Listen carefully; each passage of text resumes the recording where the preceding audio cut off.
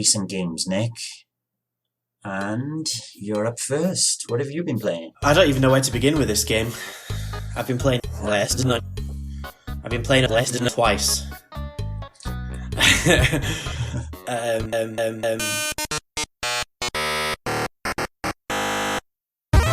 I have no games to talk about.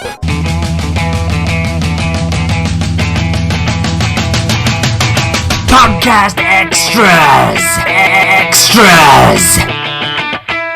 Podcast Extras!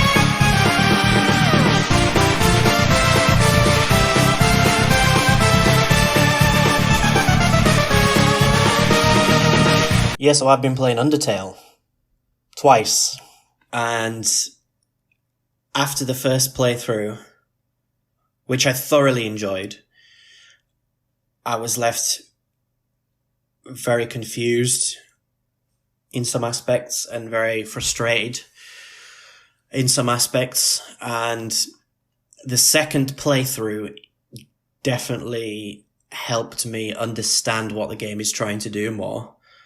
I haven't finished it a second time, but I'm a good chunk of the way back through it. And I don't know, I know you've played this. I want to have a discussion with you. I haven't played it. You haven't played it? I haven't, no. Okay. Because Sorry. I don't know what I can say about this game without spoiling it. And I don't want to spoil it because the experience is unlike anything I've ever played before. Is the experience because of the story or because of the way it utilizes the game mechanics? Both. 100% both. I don't even know what to say about it because I'm going to spoil it if I say something. And I you know, before I decided to talk about this game, I had a quick look on the forum, and we don't have an Undertale thread anywhere. And a couple of people, actually 3 people, have commented about it a lot. 2 people really loved it and 1 really hated it. So I think it's a bit of a Marmite game in that respect. Now, I can say a little bit, like after the first playthrough, it was difficult. It's a hard game. I died many, many times, and it was frustrating in the sense that the difficulty was too high for me.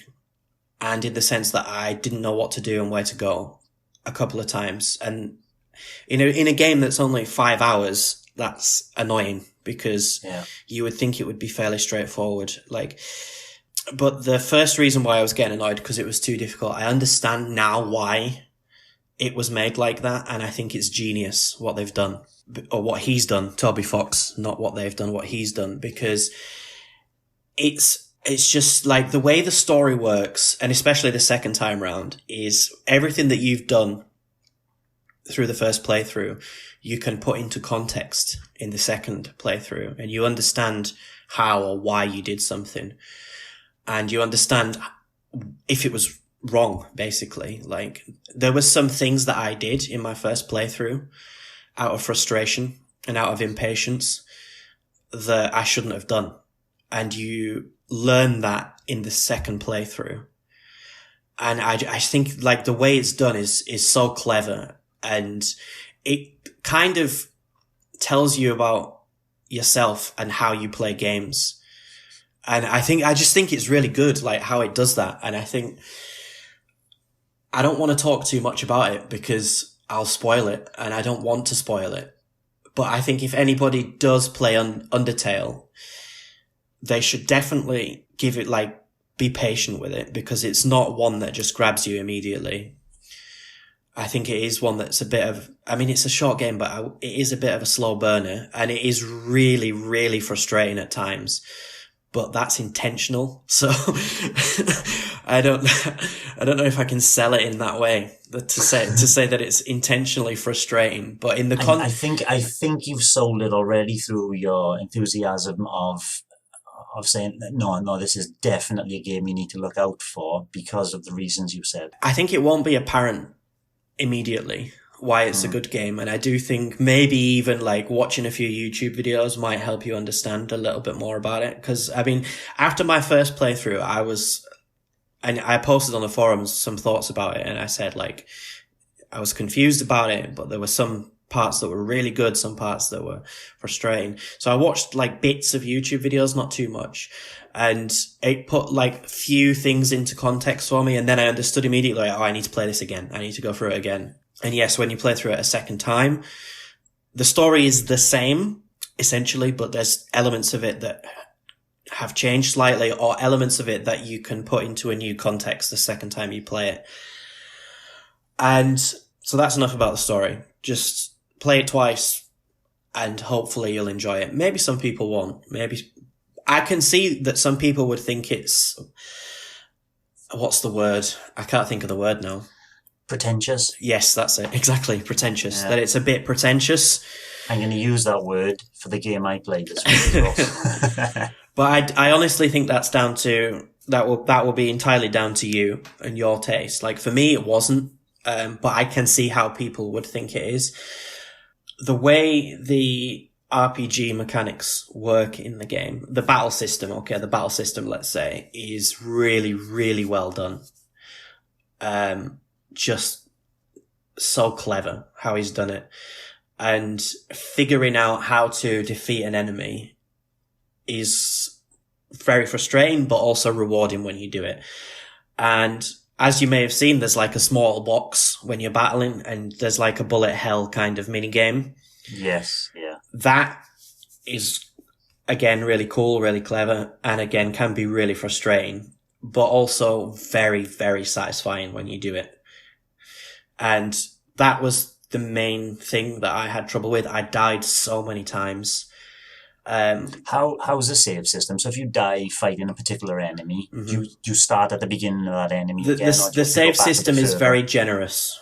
Okay. So basically, before any major fight or any major boss, there'll be a save point, and it's seconds until you're back there at the same point. And you can even skip cutscenes. They'll say oh, you've heard this before, let's just skip. So it's very convenient in that way.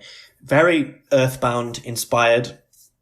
I think the graphics are intentionally bad, but at the same time, I think it adds a lot to the game. And I think that really sort of childish 8-bit style, not even 16-bit, it's pretty ugly in places. But I think that adds a lot to it, because I don't know, the super realism of modern gaming, it doesn't make you feel, in my opinion, it doesn't make you feel as close and as attached to the characters. And I think that's one really strong thing about Undertale, is great cast of characters, really good cast of characters. And because they're so simply drawn and animated, you kind of imagine more how it would be, rather than, you know what I mean, than see it for what it is. And the best soundtrack. Just unbelievably good soundtrack. Toby Fox does rock. Oh, I have nothing bad to say about the soundtrack to this game. I've had it on all week since I finished the first run through, and there's just such a an incredible variation of like different styles of music. There's like the nostalgic stuff, there's like the rock stuff, and then there's the like 8-bit stuff as well. And it's unbelievably good. I'm really keen to play Deltarune now. I know that's only first chapter, but I'd like to give it a go. And the first chapter is free to download as well. Yes, I've got it downloaded already, but I would think I might rather wait until it's finished and comes out. And yeah, so you can do it in one. I'm going to say I wish I'd played this game a few weeks ago because it probably would have been in the top 3 of my games of the decade. Ooh. Nick. Okay, right, you've sold it. You've sold it, Nick. But I do think it's not going to be loved by everybody. And I know that people who are crazy about Undertale get a lot of stick, but I can see why people are crazy about it because I love it. I love what it's done basically. I think it's a great game. A great experience rather than a game, I would say. But a good game as well. So yeah. Excellent stuff. Excellent stuff.